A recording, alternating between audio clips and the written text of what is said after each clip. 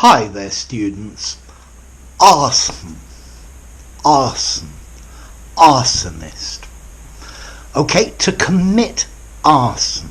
Arson is the crime of deliberately setting fire to somebody else's property to cause damage to it. Typically of buildings, but it could be a car, a boat, a forest. Okay, so it's to maliciously set something burning to damage it that belongs to someone else. And the arsonist is the person who commits arson. Notice this goes with the verb to commit, because it's to commit a crime. Also notice this word arson is normally uncountable. So no an arson. You don't do that.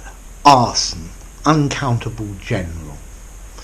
Normally arson is committed by a pyromaniac, yeah? Somebody who has a compulsive desire to burn things.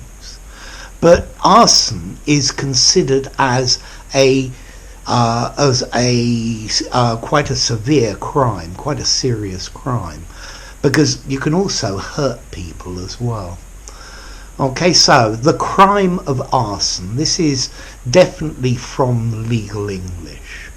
I think a pyromaniac's probably more general. So what about formality? It's a legal phrase, but it defines something exact.